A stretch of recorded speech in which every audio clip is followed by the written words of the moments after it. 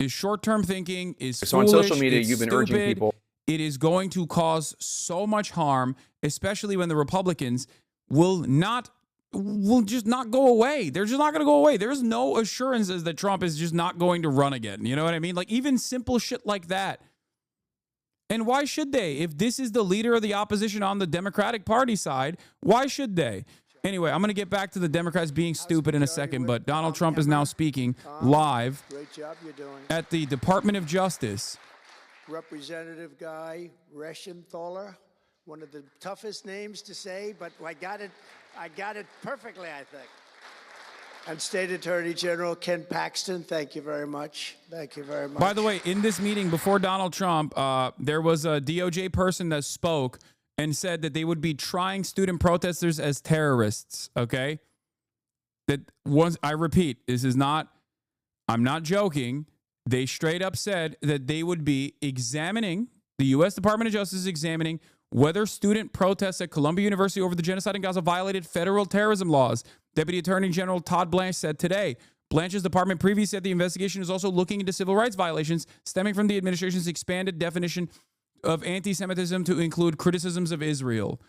Holy shit. Very special. For generations, the Federal Department of Justice was one of America's most revered institutions. The men and women of brought down the mafia, hunted down the killers, kingpins, and spies, tracked down terrorists and traitors, and tore down corrupt political machines all across America. This department commanded the respect and admiration of the entire world. And with Pam and Cash and all of the people I introduced and far more, big numbers, and all of you sitting back there, I recognize so many of you. But with you leading the way, it'll soon be the most admired and most respected of all. You're going to be more respected, and I really believe that there's also a lot of things to solve, a lot of problems to solve. But that's going to put you in the upper tier and maybe the top tier, and I believe that's going to happen. I'm so proud of the people in this room. But first, we must be honest about the lies and abuses that have occurred within these walls.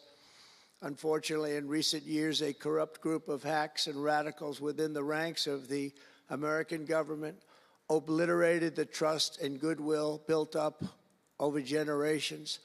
They weaponized the vast powers of our intelligence and law enforcement agencies to try and thwart the will of the American people. You remember the 51 intelligence agents that said, as an example, that Hunter Biden's laptop from hell came from Russia. Oh, God. When they knew it came right from his bedroom. They knew that. It was a big lie, and they knew it so well. They spied on my campaign, launched one hoax and disinformation operation after another, broke the law on a colossal scale, persecuted my family, staff, and supporters, raided my home, Mar-a-Lago, and did everything within their power to prevent me from becoming the President of the United States. With the help of radicals like Mark Elias, Mark Pomerantz, and these are people that nobody's ever seen anything like it.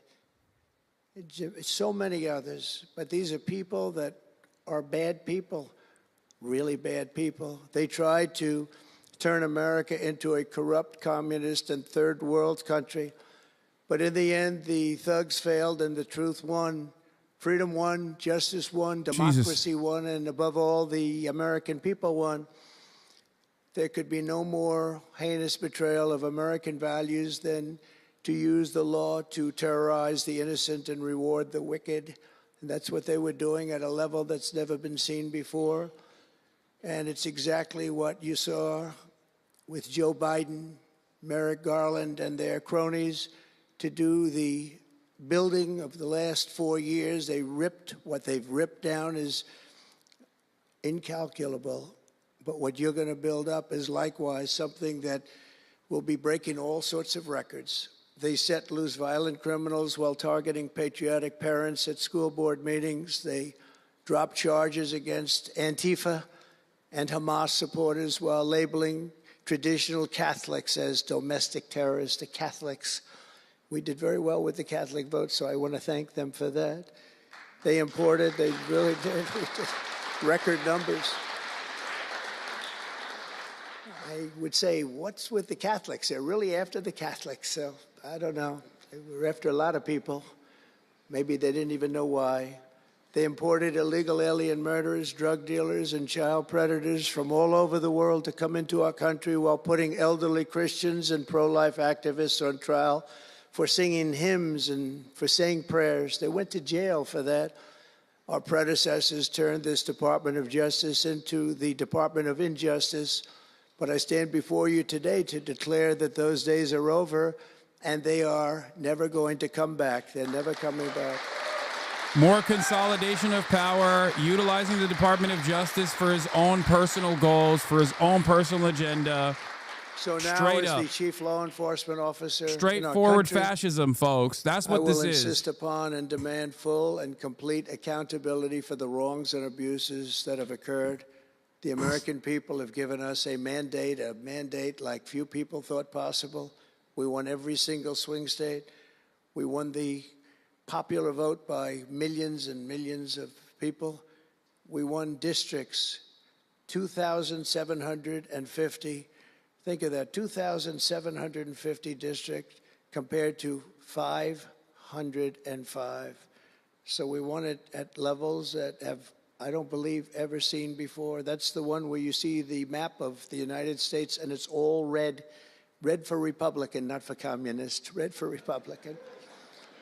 They would like it to turn red for communist, but it didn't work out that way. The American people have given us a mandate and really a far-reaching investigation is what they are demanding into the corruption of our system. And that's exactly, I'm sure, what Pam and Cash and everyone else mentioned here and not mentioned is going to be doing. We will expel the rogue actors and corrupt forces from our government. We will expose and very much expose their egregious crimes and severe misconduct, of which was levels you've never seen anything like it. It's going to be legendary. It's going to also be legendary for the people that are able to seek it out and bring justice. We will restore the scales of justice in America, and we will ensure that such abuses never happen again in our country. And that's why on day one I signed an executive order banning all government censorship and directing the removal of every bureaucrat who conspired to attack free speech and many other things and values in America. My administration stripped the security clearances of the disgraced intelligence agents who lied about Hunter Biden's laptop from hell. We revoked the clearances of deranged Jack Smith, Alvin Bragg, Letitia James, and the crooked law firms that aided their partisan persecutions. And I went through it. These are state and city courts, and the corruption is unbelievable. We also terminated the clearances of the Biden crime family and Joe Biden himself. He didn't deserve it. In fact, he was essentially found guilty, but they said he was incompetent, and therefore let's not find him guilty, I guess. Nobody knows what that ruling was, but I didn't want any part of it. I think I would have rather been found guilty than what they found with him. They said he didn't know what the hell he was doing, and therefore he's let him go.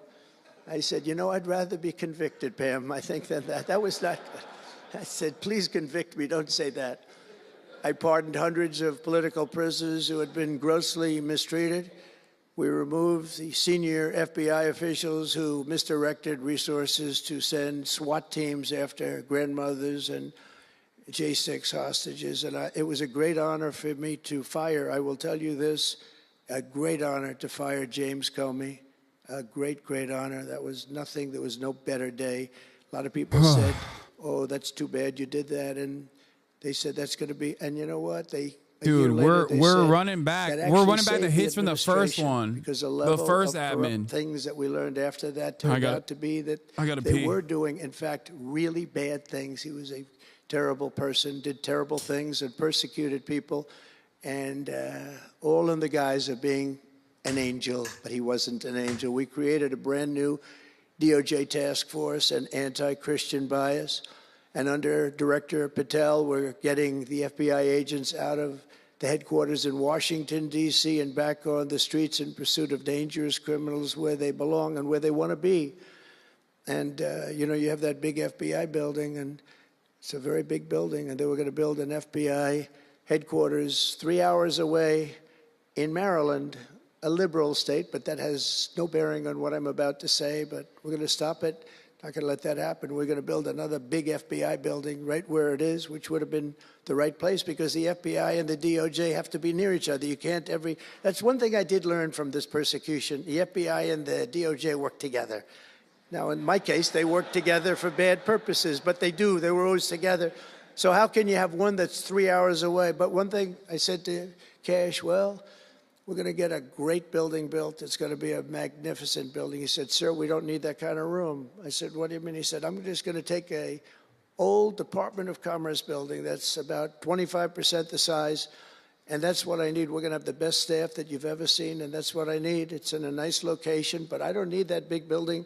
Why don't you just sell the site to somebody, and we're going to be very happy. And they want to have far fewer people, but we also want to have them in D.C., and if for no other reason, we like having law enforcement walking the streets of our capital, because when the bad guys are out there and they see there's an FBI agent, that's the ultimate in law enforcement, and they're not going to be acting so bad. We're cleaning up our city. We're cleaning up this great capital, and we're not going to have crime, and we're not going to stand for crime, and we're going to take the graffiti down, and we're already taking the tents down, and we're working with the administration, and if the administration can't do the job, we're going to have to take it back and run it through the federal government. But we hope the administration is going to be able. So far, they've been doing very well. The mayor's been doing a good job. We said there are tents galore right opposite. Chat, shut the fuck up. This is not just Trump yapping, okay? This is important to understand where he's going to take it.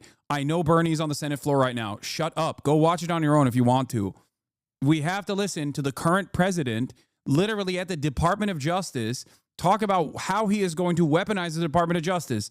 I know you don't want to hear it. I know it sounds shitty. He's rambling on about the same old things over and over again. But in there is nuggets of things that he's going to do next. And we have to fucking address it. I didn't want to have him see graffiti. I didn't want to have him see broken barriers and potholes in the roads. And we had it looking beautiful. And we're going to do that for the city. And we're going to have a crime-free capital. When people come here, they're not going to be mugged or shot or raped. They're going to have a crime-free capital again. It's going to be cleaner and better and safer than it ever was. And it's not going to take us too long. There's a new phenomena that is taking place where these violent, vicious lawyers that we have all over, they play the ref. You know what playing the ref is? Like the great Bobby Knight basketball coach. He'd scream and scream at the ref. He'd scream. I watched it. By the way, I love Bobby Knight because he endorsed me. And having Bobby Knight's endorsement in Indiana was an extremely good thing. A friend of mine said I was running in Indiana at the time. This was early on, 2016. And I was doing great. But a friend came up and said, "You know Bobby Knight?" I said, "No, I don't, but I hear he was a tough cookie." He said, not only tough, he was beyond tough, but he's the most popular guy you can imagine. It turned out he wanted to endorse me. He called me about 2 years before. He said, "Sir, I'd like to endorse you." I said, "Is this really Bobby Knight?" I said, "It's me." I could tell it was Bobby Knight. He had been known for throwing the chair across the court and slapping a player. Can't do things like that, right? And the man that came in fired him. He was a new administrator for the college. That guy didn't last very long. They were like 14-0, and they fired Coach Knight. That was not good, but he had a little chip on his shoulder. But he loved Trump, and he came in, and he said, "I'd love to endorse you." He said, "If you ever run, please call me." So he said, "Do you know Bobby Knight?" I said, "Well, I don't know him," but he called me a couple of years ago. It was an amazing phenomenon. I took his number, and on each side of my desk in New York, I had stacks of paper, like nice and neat, but about 2 feet high each. And I said, I wrote his number down and I put it here 2 years ago. And I said, let me see if I can find it. It was almost like a miracle. I had other miracles that happened too. My ear is still throbbing. That was a miracle. That was a miracle also, wasn't it? That was a miracle also. Is this a policy speech? Yes and no. Trump never actually has a pure policy speech, but it doesn't matter because this is where he will tell you what he's going to do next. That was a miracle. Anyway, Okay, that's very nice. Thank you. But so he said, Bobby Knight. So I said, I put his name down and I wrote it down. It's in one of these stacks. I lifted up. There would have to be 2,000 to 3,000 pages in each stack. I lifted it up, the first one, had no idea. And there was his name on a little card, Bobby Knight with his number. It was like incredible. I tell that story all the time. And I called him and dialed a number. He said, I've been waiting for you to call. And he went out and he made a speech for me in a packed arena in Indiana, and it was over. It was over. He was a tough guy. He actually went a little far, if you remember. He made a great speech because he was actually a motivational type guy, to put it mildly. Andrew just landed a $642 million Pentagon contract. Awesome. He walks back onto the stage. I said, uh-oh, this is trouble. Why is he coming back? He was a big guy, too. Why is he coming back? He said, may I say a few more words? Great. I said, yeah, go ahead, Bobby. Say a few more words. A little different. And he said, and let me tell you something about this guy, Trump. This guy, if he has to, will use the nuclear weapons that we have. He will use he has no fear. He's going to use, and that's the kind of guy. And he walked off the stage. I said, I think I'm in big trouble, Pam. That was not good, but it worked out okay. In the meantime, we won the state in a landslide, and it was great. And it was just an amazing period of time. But this is the most amazing period of time. I think this is more amazing. What's taken place is more amazing. I think it's more consequential. And if we do the job, one of the big media outlets said what we did was the most consequential election in the last 129 years. Well, if we do the job that we're all capable of doing, I think it's going to prove to be that and then some. And that's what we want to do. We have a real big shot at making this country so great, so great. What happened to our country was so sad. What they've done in 4 years to our country with the borders, with Afghanistan, the most embarrassing period of time, allowing the Russian situation, it was never going to happen, with Ukraine. Allowing October 7th to happen would have never happened, because under me, Iran was totally broke. They had no money. They weren't giving any money to Hamas or Hezbollah. It was totally broke. But allowing inflation, look at what inflation's done to people, been so devastating. And now you see that, by the way, price of eggs is down 35% in the last week and a half. We're doing a good job. Brooke is doing a good job. Brooke Rollins and everybody. And inflation's down, interest rates are down, gasoline has come down to a level that we haven't seen in a long time. All things that we wanted to do, because then everything else is going to be coming down. We want it to come down. We want bacon to come down, and groceries, a term I used to use. It's sort of an old-fashioned term, but I used to use it on the campaign trail, those last 90 perfect, beautiful days. We just hit it. And I want to thank Susie. You have done a great job, Susie Wiles. Great job, Susie. A big magazine just named her the most powerful woman in the world, and that's okay with me. She is the most powerful woman. You think about it, John, right? The most powerful woman in the world, but she's great.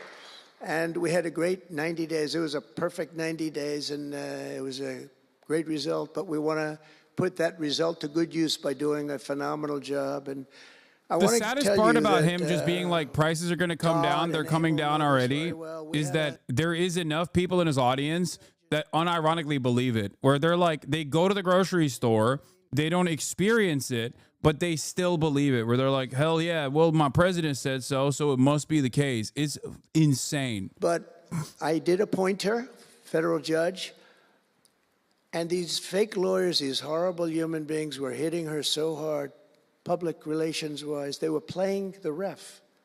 I don't think it's legal. I don't think it's legal. They might as well go out and just shout it in a courthouse. They were saying she was slow, she wasn't smart, she was totally biased, she loved Trump. I didn't know her, other than I saw her the couple of days that I was in court, and I thought her decorum was amazing. Anything bad they could say, though, they were saying about her, it was whatever they could say bad about a human being, all made up. Because actually she was brilliant. She moved quickly. She was the absolute model of what a judge should be. And she was strong and tough. And how do you get them to stop if you're a judge? How do you get them to stop with the playing the ref? Bobby Knight would play the ref. That's why I brought up the Bobby Knight story. He would play the ref. He'd scream at the ref. He'd scream so hard. Oh, boy, it was terrible, actually. And the eggs are down, but that's because we're importing 10 million eggs from Turkey and now begging Denmark and Sweden for eggs too. We're literally importing hundreds of millions of eggs from Europe. It's not a legitimate price decrease. His manufacturer is going to shoot back up when people stop subsidizing us. I don't care. Turkey will always subsidize the U.S. Are you kidding me? He chair. He starts going crazy. And he said, no, he's not going to change this time, but he's going to change for the next play. And sure as hell he did. You know, Bobby, by the way, had the last undefeated team in basketball. And relatively speaking, you know, he had that team. He always had a team. He never had that. Well, he had a couple of great players, obviously, some top NBA players, but very few relatively. He had a team, but he won the national championship 3 times. But he had the last undefeated team in basketball. And he would play the ref, and he would scream at him. He knew exactly what he was doing. They're doing the same thing. Ironic how you can talk about eggs so much, yet refuse to go vegan. Cognitive dissonance is crazy. Take a day off, They vegan. wanted to scare the hell out of the judges, and they do it.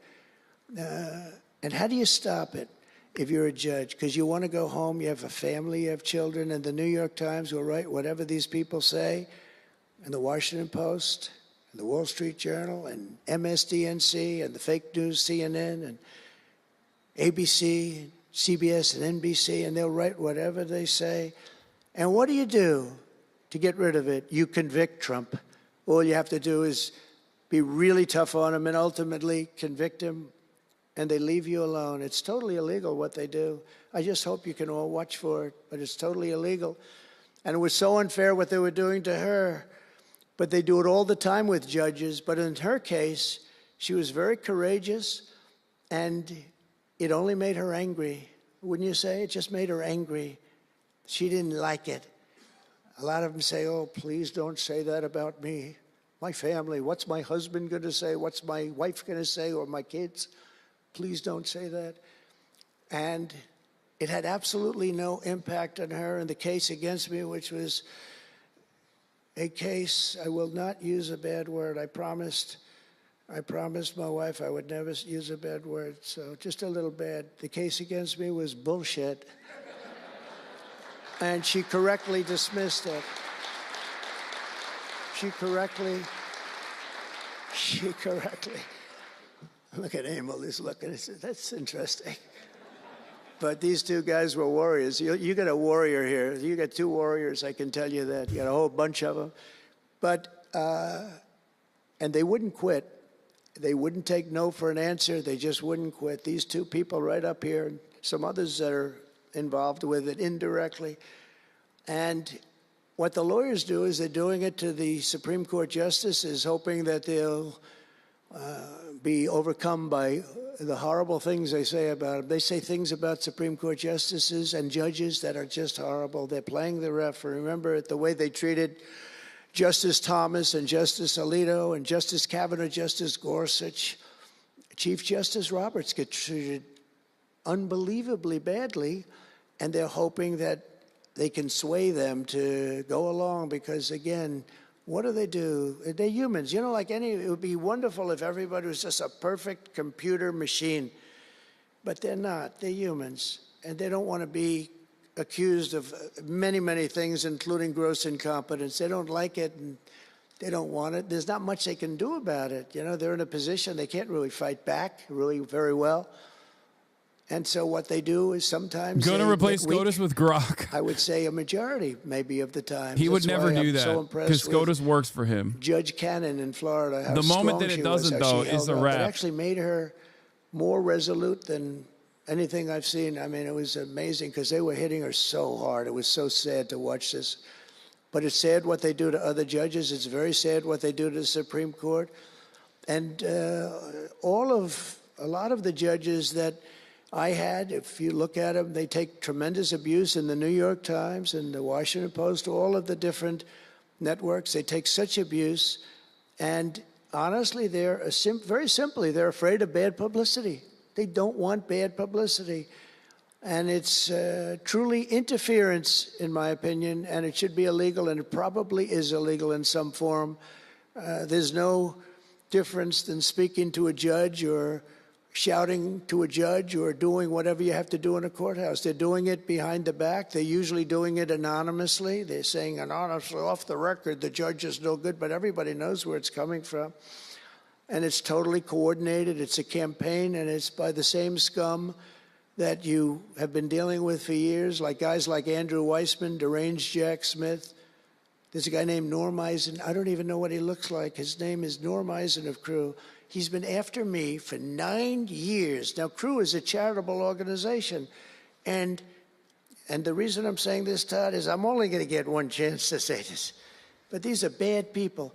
I don't know who he is. I don't know what he looks like. He's like, I'm coming after him. Charitable organizations, it's time for you to go to jail. Coming after me is illegal.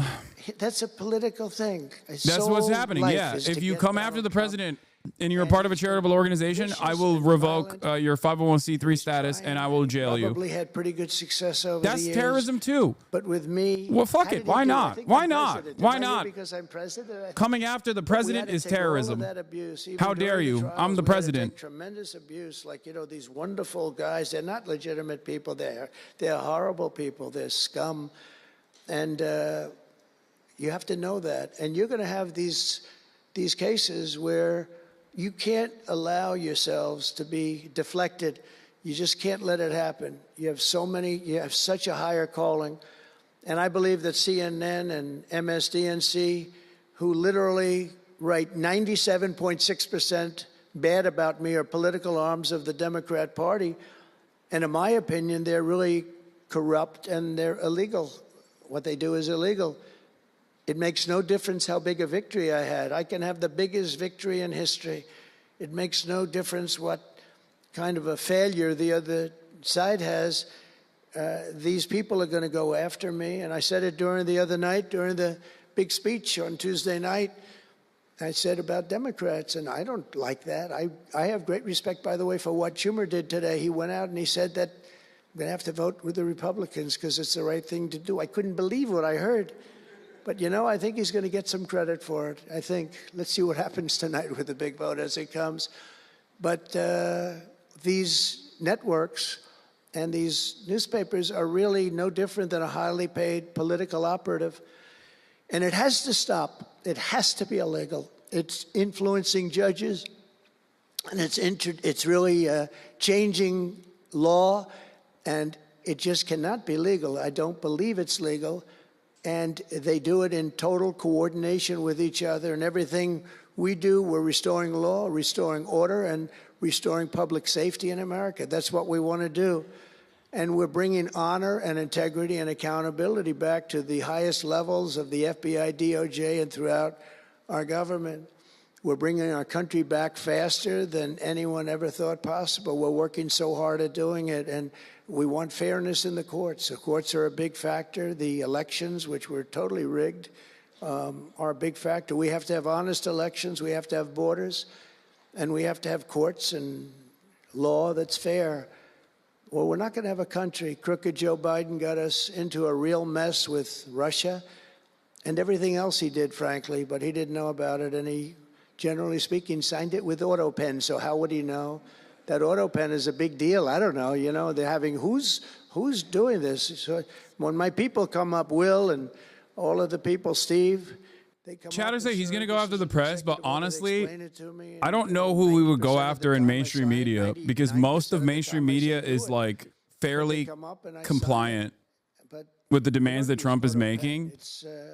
In terms of like who he would go after, it'd be people like in independent media, people like myself, most likely, because there's not much real like motion. Like Rachel Maddow is angry at Trump, but not in a way that actually harms him. You know what I mean? We've already started. They say that we had the most successful first month of presidency. Not a long time, because but those it's still guys a are lot. not gonna come out and boldly declare Israel to be a genocidal apartheid state or whatever, because it's clear that that is the weapon that they're wielding. The pre-existing anti-Semitism, the pre-existing anti-Semitism statutes that they've greatly expanded on, and decided that criticism of Israel is now anti-Semitism is what they're going with. That's the weapon they're wielding. MSNBC is never going to say something that comes across as even remotely anti-Zionist. So I think in the short term, the people that they will go after, the administration will go after in the press or in media or student activists are all going to be anti-Zionist. That will open up the floodgates to expanding on terrorism charges. The utilization of the vague definition of terrorism will be all-encompassing and will move further and further into different territories, like maybe vandalizing a Tesla, maybe operating a NGO or operating a 501c3 that criticizes Donald Trump. They're from nowhere close to here, but they're young people. That's where we're They're at. human beings, and they have parents. They have sisters and brothers, the mothers and fathers, the friends and the families and the towns where they grew up. And they're losing, on average, 2,000, even 2,500 a week. And I want to get it stopped. And we've had some very good calls today with Russia. And with Ukraine, they've agreed for a ceasefire if we can get it with Russia. And it's not easy. It's a tough one. But I think we're doing it. And as the Secretary General said yesterday of NATO, a terrific guy, he said without Trump, we wouldn't be talking about it. It would just go on for years and millions of people have been killed, but millions more people would be killed. And he said it was a great honor. Without me, it would just keep going on. We're looking for the ceasefire now with Russia. Yeah, foreign press that reports stuff he doesn't like will self-censor before they get deported. So it's kind of getting what he wants anyway. True, that too. I can tell you that there was a case where there would have been no war if I were president. And it's just 100% would not have happened, would never have happened. I used to speak to President Putin a lot about it. I said, don't do it. Don't do it. I won't tell you what the consequence was. I won't tell you what he's, but if he believed even 5% of what I said, then he would say, I'm not going to do it. And I think he did. But we had a good relationship and we had a professional relationship and his respect for this country. And I think we've had some very good results. So, I haven't been able to say that to anybody else. I haven't wanted to say it until just before I came here. I got some pretty good news. So, but we have to see what happens. It's still a long way to go. The fighting is unbelievable. Russia has a large group of Ukrainian soldiers, as we speak, surrounded and in grave danger. They've been able to surround them. They're in grave danger. Biden should have never let this war happen. First of all, you don't want to pick on somebody that's a lot larger than you, even with the money. There's a lot of money that we gave them and a lot of equipment. We make the best military equipment in the world, but even with all of that, it's unbelievable. Right now you have a lot of Ukrainian soldiers that are encircled and in grave danger, and I've asked them not to kill those soldiers, please, not to kill those soldiers. We don't want them killed. It's such a shame to see what's happened. A thing like that would have never happened. Inflation would have never happened. October 7th would have never happened. Oh, my God. Iran had no money. They were totally broke. Think of it. They had no money to give to anybody. So why is it happening now? It's happening still. Why haven't you put an end to it? This makes no sense. In China and everybody else that this wasn't makes no buying oil sense. from Iran was You're buying president at right levels now. that they never spent before. And Ukraine very much is still happening. It was a sad thing. And if you look at Afghanistan, that was probably what got Putin started, because when he looked at how horribly we looked, I think the most embarrassing day, not that we got out because we were getting out. I would have been out faster than them. I was the one that got it down to the right level.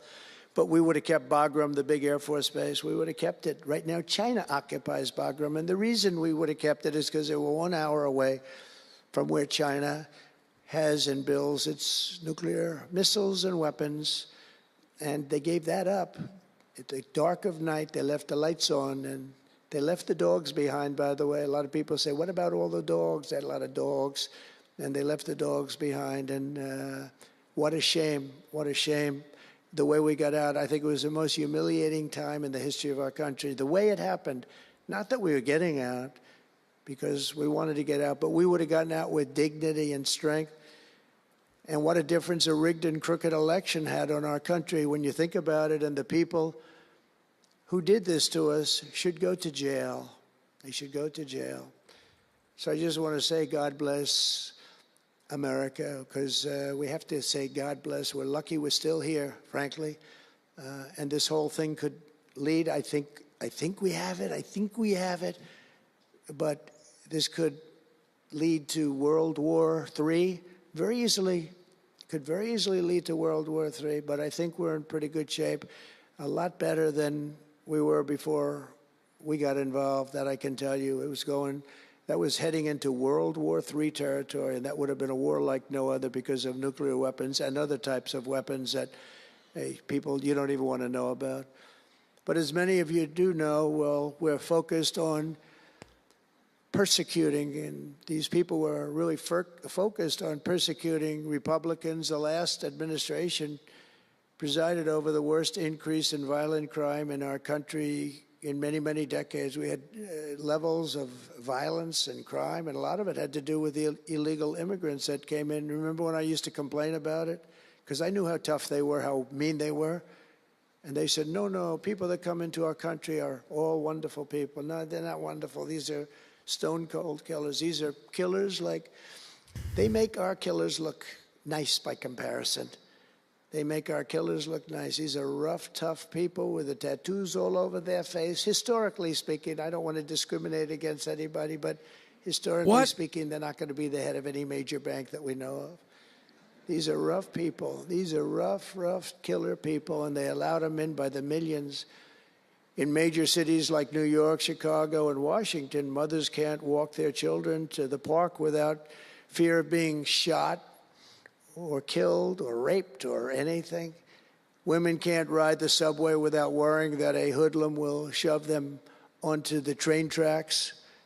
In New York, it's happened twice in the last couple of weeks. They're standing there, a perfect Wall Street gentleman in one case, and another person who was a worker, good worker, an electrician, gets pushed into a train going 45 miles an hour just prior to the train, not stopping, going to go through that. So I know the stations very well. I used to take the subway. I used to feel safe. When I was young, my parents would drop me off at the subway. I'd take the subway to my school. Can you believe it? Today, they wouldn't be doing that. And we want to get a country back maybe where you can do that again, Pam. But it's so sad to see what's taking place. Under the Biden regime, average monthly homicides increased by 14%. Property crime rose tremendously. Violent crime went up at least 37% that they know of. Rape soared by 42%. Car theft rose by 48%. And robberies surged to 63 to 100%. They don't even know what the number is. And I have no higher mission as President of the United States than to end this killing and stop this law-breaking and to making America safe again. And that's what you're all about in this room. We want to protect Americans, and we protect everybody that's in our country, American or not American. We want to have a safe and proud country. We're joined today by dozens of police officers, sheriffs and sheriff's deputies from all across the country. My message to these law enforcement heroes is simple. With me in the White House, you once again have a president who will always have your back, will always have your back. Yeah, no, they're definitely doing a great job. That's why they're coming after student protesters and calling them terrorists. Thank you. That's Trump's crime and punishment. That's a lot of good-looking people. I will Trump's tell crime you, and punishment attitude is criminalizing dissent. It's a lot of great people. On day one, I signed an executive order directing Attorney General to ensure that anyone who murders a police officer immediately, with as fast a trial as we can have, gets the death penalty. Robbery went up 100%, like every single person is getting robbed. Yeah, I mean, it wouldn't be every single person getting robbed, but he's lying about all of that, of course. And last month, I fired all the radical left pro-crime U.S. attorneys appointed by Joe Biden. It's kind of funny to also fucking do this at the Department of Justice after pardoning every single January 6th insurrectionist. Half of them have been killed by now, by the way. Not half of them, but like a weird number of January 6th insurrectionists have been shot by cops at traffic stops. Okay? Some of them have gone back to prison because they were pedophiles. And this guy pardoned all of them, gave a blanket pardon to all of them. And now he's over here being like, I love my cops. I love my cops, my law enforcement. Okay? It's insane. And I remember Obama wouldn't. It's very clear. It's just like you are not in violation of the law if you do anything for me. If you do something for me, it doesn't matter. I will protect you. If you do something against me, I will punish you with the long dick of the law. Want to do it with Biden. And Biden didn't know why. I didn't, if they would have asked him, he wouldn't have been able to answer the question. He could never answer a question. They said my press conference yesterday was longer than all of Biden's press conferences put together for the last 4 years. And I don't know if that's true, but it was close. And perhaps most importantly, we're securing our border and repelling the invasion of America. We have, you see the numbers have come down. So, and Tom Homan and Christie have been incredible. Christy Noem, secretary, she's done great. And Tom Homan is, I don't know if Tom Homan's here. She's been not a dog is safe around Christy. Out of our country. She keeps going on these raids to kill all of the dogs. But he's a fantastic guy. He's a brave guy. Over the past 4 years, other countries emptied out their prisons and jails, mental institutions, and insane asylums, and sent the killers, drug smugglers, and bloodthirsty inmates from the filthiest dungeons of the world straight into the USA. And open border. We had an open border policy. Anybody could come in, no matter what you were, no matter where you came from, no matter what you looked like, no matter what you were doing, no matter what you did, no matter how many people you murdered, you could come right into our country. We have murderers right now walking the streets. We're joined today by Tammy Nobles, whose 20-year-old daughter, Kayla, was attacked in her home 3 years ago, horrifically assaulted and strangled to death by an illegal alien MS-13 monster set loose into our country under the open border Biden regime. Kayla was one of countless American victims ripped away from their families by the open border policies of that administration. And we're also joined by Kayla's stepfather, Jeremiah, and several other courageous angel families here today. And I'd love you to all just stand up and take a bow because you are incredible people. Please. Thank you.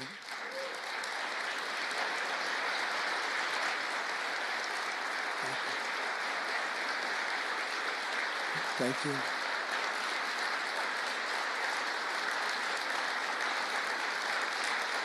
Thank you very much.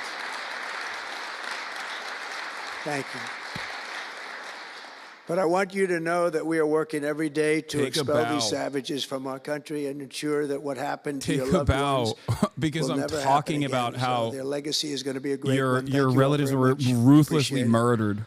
On Come on, day take a one of bow. my administration, I declared a national emergency on our southern border. In our first full month in office, we achieved the lowest level of illegal border crossings ever recorded.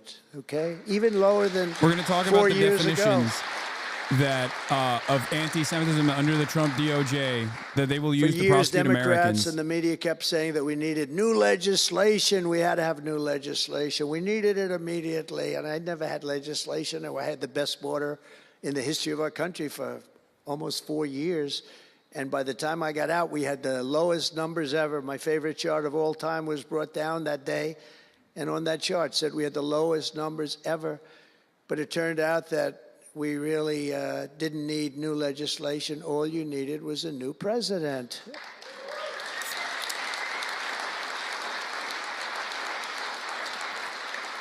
And I said that the other night.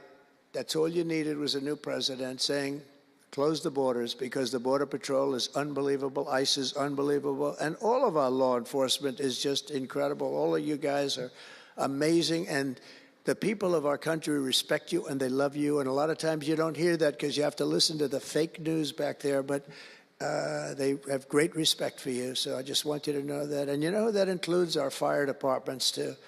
They don't get spoken about enough. You know, they go into some of the areas I read where they're shooting them off ladders. Can you believe it? They go up to put out a fire, Leo, and they go and they shoot them off a ladder. It's just unbelievable. These firemen and women are incredible. So I want to put them in the same category because they're just incredible. I also like that the fact they voted for me like at 94%. So I have to mention them. I have no choice, right? But the truth is they're phenomenal people. The law enforcement, fire, everybody, they're phenomenal. Basically first responders, because that's what they are. They're first responders. And we're ending the migrant occupation of America. And what we're doing now is we're liberating our cities and our suburbs and our towns. And you see a big difference. I'm getting calls all the time from even leaders of other countries saying, sir, the whole world feels liberated now. It feels like there's a light over America, but there's a light over the whole world. I hear that so much. It's so nice to hear, too. And I feel it. I mean, I feel it. I look at it. I see the polls. I don't know if the polls are right, but they're certainly very good. I'll take them right now. It's amazing what's taken place in such a short period of time, really 6 weeks, but it's longer than that. It's really November 5th. I think that hopefully will go down, if you do your job great, it'll go down as the most important day, one of them at least in the history of our country. You know, July 4th was pretty, 1776, it was pretty important too.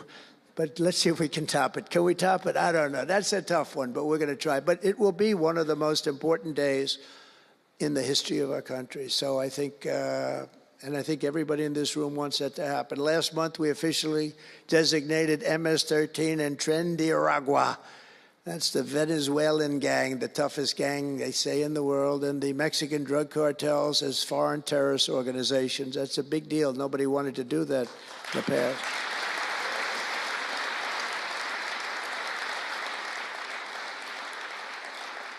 And by the way, we've caught hundreds of them, the Venezuelan gang, which is as bad as it gets. And you'll be reading a lot of stories tomorrow about what we've done with them.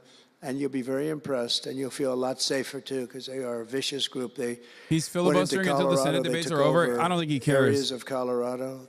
They sort of were like me. They it's were already in the a given, business, it seems, but they right? didn't He's go already out got and them get all. financing. They just took over a building and kept it.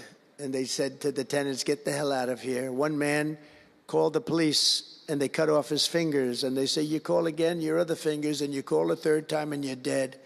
These are tough people and bad people, and we're getting them out of our country. And some are so bad, we don't want to get them out. We have to put them in jail because we don't want to even take a chance that they can come back. Thanks to our efforts, Mexico recently handed over 29 of the biggest cartel leaders, including the depraved kingpin charged with the 1985 murder of DE agent Kiki Camarena. And that was a big deal, if you know. They've been looking for this person for years, many years. I'm not going to watch the roll call vote once we know what the final vote is, then we'll watch the final vote. You know what? Fuck it. All right. Yeah. All right. We'll watch it. Why not? Let's see. Let's see where they go. In terms of playing the long game, thinking about how Democrats need to position themselves to meaningfully combat the Trump administration moving forward, this would not be the winning fight. And I certainly understand the progressive anger. I certainly understand House Democrats who feel like they walked out on a plank and took a tough vote. Former White That House spokesperson back and forth. But I do defending think for the long-term, like 8 people in the Democratic Party right now against the entire base and against the rest of the establishment Democrats. And think about in the Senate, all of the centrists are against this. States, and that's going to be a tough. I think. Who is this for? To think Take about it that from me, too. as a House Republican, those that instigate the shutdown eat it on the back end. So don't do it.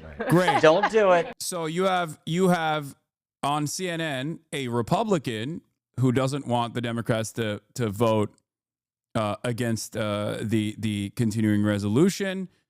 You have a former White House spokesperson also criticizing Democrats. Where is like a representative for the voters, like normal voters? Younger Democrats are chafing at and increasingly complaining about what they see as the feebleness of the old guard's efforts to push back. It's not just young Democrats, chat. It's not. Nancy Pelosi is not a young Democrat. Nancy Pelosi is the oldest Democrat. She might be one of the oldest people around. Town square. How does this potentially, this emerging dynamic, this as though this is a battle between establishment Democrats and progressives. This, in my opinion, would only force Americans to recognize that the progressive wing of the Democratic Party is correct, and these guys are completely delusional. Fight. They need to actually have an internal fight. It's benefited the Republicans, I would argue. You know, there's always been this, the old conventional wisdom was a divided party is the one that gets hurt. But in sometimes it actually, you show life. This, you know, going ahead and having this debate, having this fight, sort of where should the party be? Now, both things can be true in what the Times said, in that I think Schumer tactically is looking at the land, realized he had no, there was no end game here. If you shut down the government, how are you going to reopen it? And it was only going to put them in a worse position. But I did wonder why Schumer is still there. Like, I was surprised after that, meaning, and I say this, this is nothing to do, it's sort of like, after you have a loss like the Democrats had, it's sort of like, it's time to sort of, hey, bring in a new set of leaders all over the map. You know, I am surprised that the Senate Democrats aren't led by a Michael Bennet or an Amy Klobuchar right now, in that it is probably time for that generational handover. It happened on the Republican side, right, from McConnell to Thune. So, like, both things could be true here, although I do believe Schumer took one for his team in a way that was probably really necessary for the party in this moment. Well, and maybe it lets him, as someone who perhaps understands that I'd be shocked he if may he's not running be leader again. forever. Yeah. And I do think, I broadly agree with this, and I think you know, Schumer obviously remains in place, but you do see Democrats, you see Jeanne Shaheen stepping down, you see Tina Smith stepping down. I do think you see a recognition across the leadership of the Democratic Party that it's time for some fresh blood. All right, we're going to keep watching this critical vote in the Senate. We're going to talk shortly with Senator Chris Coons. He'll be live in the... Oh. What is this? Price on human life. And so I feel like I can speak for the entire fentanyl fighting community when I say thank you to President Trump, and thank you. Thank you for the terrorist, President Trump. You're really doing a great job combating the fentanyl crisis. God bless America. He brought out another prop to be like, this is a person who was victimized by fentanyl. I assume one of her family members OD'd. Okay, to say like, this is why we're doing the tariffs. 0 people think this is why they're doing the tariffs. No one believes this.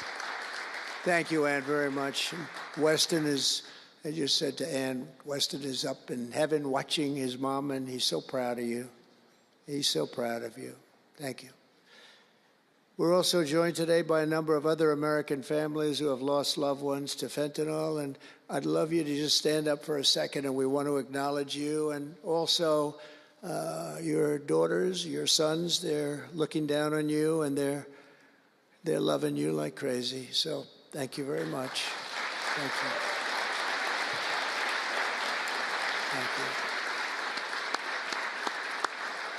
Thank you. This department will not rest until we have ended the fentanyl epidemic in America once and for all. In less than 2 months since I took office, the DEA and FBI have seized nearly 1 million deadly doses of fentanyl, and that's just the beginning. At my direction and working with Pam and everybody else, we've launched an all-out war on fentanyl traffickers, and it's a war that we're going to win. We're going to win this war. I spoke with the president of Mexico, very nice woman, very fine woman, and I said, let me ask you, you're sending a lot of drugs into our country. We're not liking it at all. Can't do that. But I said, is Mexico, does it have much of a drug? She said, no, we're not a consuming nation. I thought it was an interesting term. And I said, why? In pure form, and which I've heard also, by the way, they're not a consuming nation. They distribute, but they don't consume. But I said, why are you not a consumer? Well, we're very close with family. I said, so we're very close with family, too. I mean, our families are being devastated. And I listened to the New York Times podcast with the journalist that claimed that fentanyl labs in Mexico were shutting down because Donald Trump was terrifying Mexico. Yeah, I know. I talked about how the New York Times was also manufacturing consent for Trump's policies. the notion that Mexico is applying additional, like the notion that like the Mexican government is like doing additional crackdowns more than they have already is ridiculous. They've been actively combating this stuff. And Claudia Sheinbaum basically said as much. They were like, we've been actively combating it. Look, line goes down. And Trump was like, okay, there it is. They're listening to us. He's just looking for a victory. That's all he's looking for here. So he'll take whatever he can. Campaign that's, I think, really incredible. More than anything else, it's terrible. Fentanyl is trafficked into the United States by American citizens. Fentanyl is trafficked and purchased by American citizens, is sold by American citizens. Every step of this process is led by Americans, okay? Yes, the production of the chemical compounds necessary to make fentanyl is done by the cartels, but every single aspect of fentanyl is for Americans and by Americans, okay? You cannot, I repeat, you cannot try to target the drug trade by thinking that you can just like stop, thinking that you can do additional enforcement. The only way to stop the drug trade is by focusing on rehabilitation. As a matter of fact, the Biden administration successfully lowered the number of overdoses due to opiates for the first time in decades. And the reason for why they did that was because they actually targeted, they did mass Narcan distribution, and they had a more progressive approach to dealing with people who were addicted. Now, it wasn't the best approach. It certainly wasn't the greatest approach of all time. But yeah, deadliest phase of the fentanyl crisis eases. All states see recovery. The peak was 2022 to 2023. The drug overdose deaths have lowered for the first time in decades due to Biden's safe use locations and all the stuff that the Republicans constantly chirped at him over. Many of those programs are still in action. That is the only way that you can actually curb back on the overdoses by treating addiction not as a crime, but instead as an illness, because that's what addiction is. It is an illness. If you criminalize addiction, you will just have more addiction. You will never be able to deal with this problem. But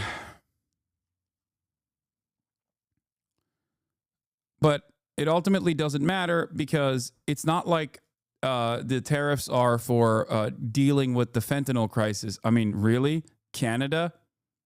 Really? A tremendous amount of fentanyl is crossing the border from Canada? People say, oh, well, 1 gram can kill 7 gorillion people. You don't understand. It's like, okay, dude. That's the reason why we're putting tariffs on Canada. That's the reason why we're putting tariffs on China. That's the reason why we're putting tariffs on EU because of fentanyl. No, it's just the only enforcement mechanism that he has. Because it's like declare it a national security and then use that as a justification for why you want to do tariffs. I don't know why he wants to do tariffs. I still don't fully comprehend the reasoning behind it and why he keeps scaling it back and then saying we're going to do it again and then pulling it back again. Having said that, I do think it is completely ridiculous to like believe Trump when he says, "Oh, I'm tariffing every country that is in the sphere of American influence. I'm tariffing every country in the sphere of American influence because of fentanyl." Like Mexico is the only country where that would somewhat work if that was a successful method. It's not. It doesn't make sense for all the other countries that are getting tariffs. Mandate that we receive, but you can't go after your political opponent. Nobody's ever seen anything like it, actually, and hopefully they won't see anything like it. Check logs. Trump said they captured 1 million lethal doses. Yes, that means they captured a bag, okay? Please. Fentanyl is an incredibly potent and incredibly deadly drug. That's it. They get 1 bag. They get a couple grams and they're like, this kills 7 gorillion people. Everything about fentanyl, it's so ironic. It's like everything about fentanyl, the way people talk about it in the media is just completely it's lies. You can get a contact high. Cops are dying or overdosing on fentanyl by just like being in the presence of fentanyl. Like, it's all lies, okay? Liberal media has played into these lies as well. Just straight up. There's no other way to describe it. It's just a lie, okay? If that was the case, EMTs and if that was the case, if fentanyl could kill you with a contact high or whatever, EMTs and doctors and nurses would be falling apart, okay? Fentanyl is still used in a medical setting all the time. You have fent patches for pain reduction. Like, it's so stupid. Yeah, 2 milligrams of fentanyl is considered the lethal dose. So when he talks about like apprehending 1 million lethal doses, they're talking about not that much fentanyl, okay? It's just a baggie. The toughest people I know, and they're going to do an incredible job. And it's an honor for me to have won this election so that I can appoint these people to do their job, and they're going to do it like you have never seen. So I just want to wish all of you good luck.